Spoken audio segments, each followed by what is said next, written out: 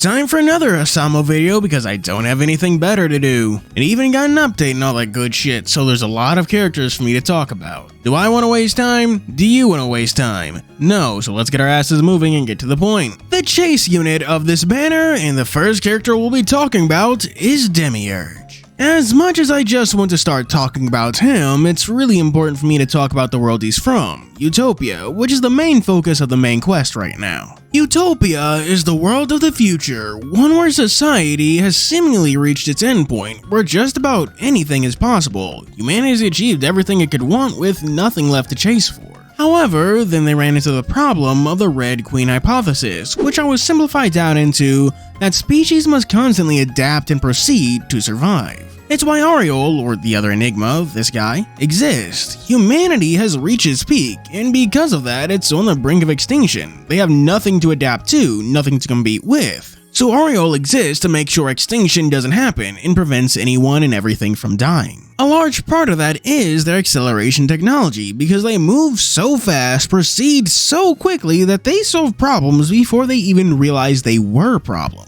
And that's where the world representative of Utopia, Mother, comes in, because this supercomputer despises humanity, and to that end employs Demiurge. Tying back to the Red Queen hypothesis, Demiurge is what humanity now needs to compete against to survive, but he competes at such an incredible speed, accelerating ahead of all others that he will always win. That's what his sacred artifact helps with, it being a pile driver that helps him keep his coordinates in space-time as he accelerates beyond all others. Or at least that's what I think. Most of this info is untranslated after all, and that's not even getting into the higher-minded concepts going on here. A large part of the reason this video took so long to make was that I had to read through so much just to kind of get a grasp of what they're fucking talking about here. Don't lie to me and say you knew what the Red Queen hypothesis was before this, because I sure as fuck didn't. And all of what I just said is Demiurge's in-universe lore, not even his inspiration, so let's just fucking move on and get to digging into the guy. As you might have guessed just from looking at him, this guy is essentially a remake of Ophion.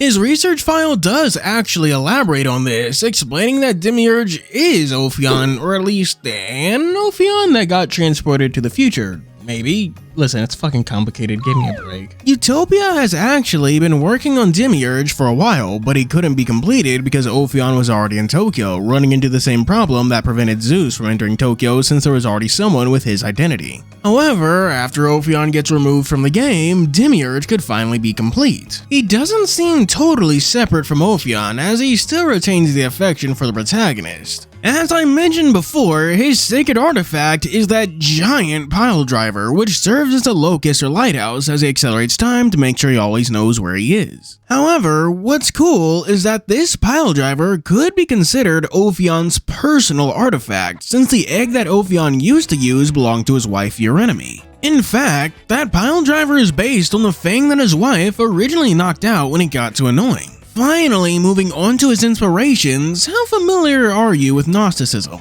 Roughly speaking, it's a collection of theology by early sects of Christians, back before what we consider canon became, well, canonized. And one of the key characters in certain sects of the theology was the Demiurge, the lesser god of the material world, as opposed to the almighty god of the spiritual world. He was created as a misguided abortion by the feminine aspect of the divine, Sophia. Arrogant and flawed at best, downright evil at worst, and sources I found claim him to be the god of the Old Testament. If you've played Persona, or really any game made by Atlas, you should recognize his other names, since they are frequently final bosses or even super bosses, like Yaldabaoth from Persona 5. That's one of the names of the Demiurge. This lines up really well with what we have in Housamo, since both Ophion and the Demiurge are thought to be creation deities. And the Demiurge was often depicted as a serpent, which kind of lines up with him being a dragon in Housamo. And Gnosticism has its roots in Platonic thought, linking the Demiurge back to Greek thought and therefore back to Ophion, a Greek god.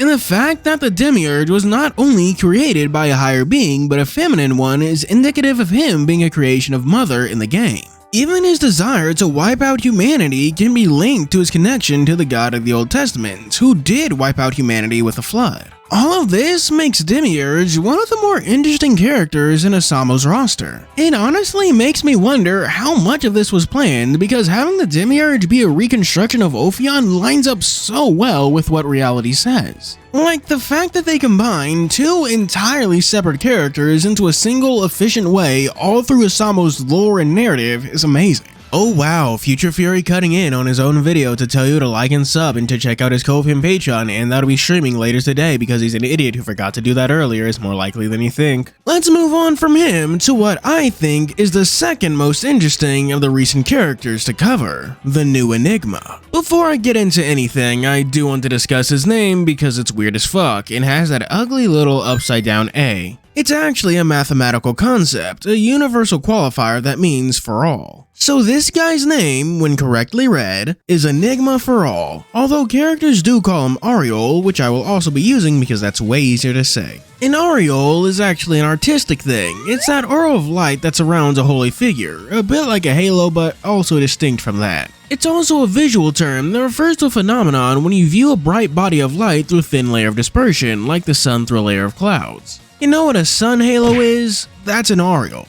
I also know you can see one after a hot shower. When it's all misty, simply look at the nearest light source and you should be able to see one. Or maybe in your laundry room when you have both the dryer and the washing machine going at the same time. Getting back into Husamo's lore, you know how the world of Utopia was on like the brink of extinction or whatnot? Well, that's actually a big motivator behind Aureole's character. Remember that he is an Enigma, that antivirus or firewall that had been decrypted by Turing and given the role of serving humans. However, when faced the world where humans had gone extinct, he's been salvaged and remade into the Enigma with the inward pass we see here. He's the one that runs the space colony of the 24th Ward, and his mother's main obstacle since he adamantly refuses to let people die. The only thing he's subservient to are those elections, which, as stated in the game, are the only way to gain any real rights, including to die. His sacred artifact has also been modified. While it retains the principles of encryption and protection that the white Enigma has, it has been modified into a Dyson sphere, a solar lamp that surrounds a star to gain seemingly boundless energy to be used later. His research file actually hints towards the fact that this Enigma is a future version of the Enigma the Summoners have, alongside all of the other Enigmas.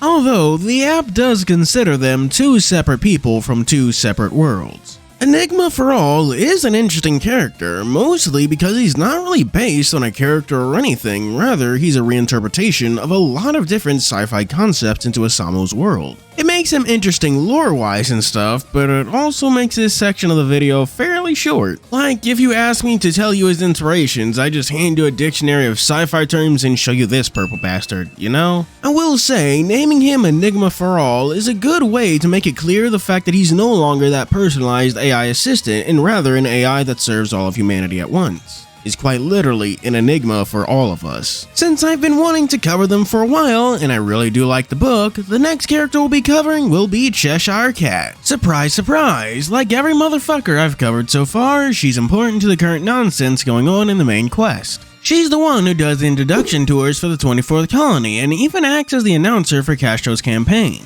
The bit of lore about her that I want to focus in on the most is her guild, the Exeters, the guild that's located in the 24th Ward. The most distinct thing about them comes from Cheshire Cat's research file, where they're noted to be a guild of non-participants. For Cheshire Cat, it's because she possesses a rule but not a role, which I think has to do with the fact that she's not from a proper world at all. Remember Alice, right? Well, she has the ability to switch dreams and reality, and Cheshire Cat was a dream that Alice simply placed in reality. So despite being a transient, her world isn't one of the 24, and it's not even really a world at all. Her sacred artifact is that bomb collar around her neck, imbued with a powerful order to behead a rule breaker. It's her artifact that's essentially used to police the 24th Ward. Remember those ever important elections? Ever think about messing with them and bang, you lose your head. It is noted that Cheshire Cat can't actually die to her own artifact. In fact, there are 7 members of the Exters who are noted for their survivability. What's funny is that they don't actually tell us who, they literally just say several members, so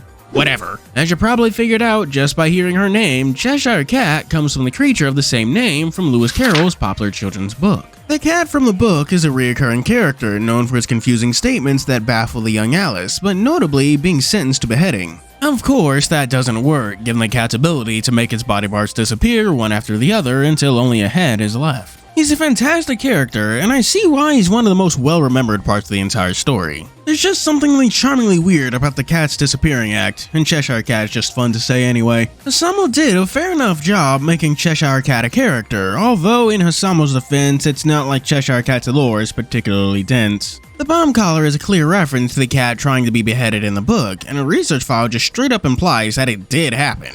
Hell, even Cheshire Cat being a piece of Alice's dream pretty much just spoils the entire ending of the book. Spoiler alert for a book that came out over 2 centuries ago, by the way. Now that we're so late in the video, the question becomes, who will be the final character we cover? I want to do someone who will look good on a thumbnail, so as much as I want to do Baphomet, I know putting a woman on this thumbnail will make half you people melt like the Wicked Witch of the West. I would cover Ugolinak because he's also from the new event, but I already did that and put him on a thumbnail, so let's resort to an old favorite.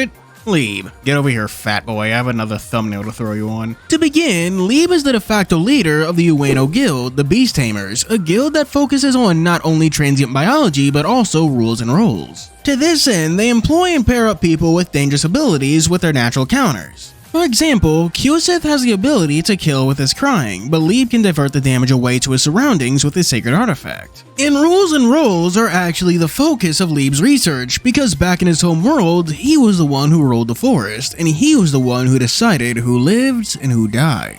I'll make this quick because I already know I have an entire video about this guy, but to sum it up short, Leeb Omai is the traditional European folk god of the Sami people, associated with alder trees whose sap is red like blood, explaining his artifact, and is associated with bears, explaining why Leeb is a bear. Hunters even made sacrifices to him for good fortune, and to avoid bears since bears are actually terrifying, thus explaining Leeb's power over life and death. I know this section is short, but seriously, I have an entire video all about this guy, so just go watch that. It is pretty old though, so I will make no comments about its quality. I'll just go ahead and end the video here because I don't want to bother covering anyone else. And that also means it's time to do our Patreon shoutouts. You know, special thanks to Wolfrix, McCoides, Garen LaFade, Sharon, and Zora Chow, the Knight of the Lords. Thank you for watching. Do be sure to like and subscribe. As always, this is Rose Fury signing out.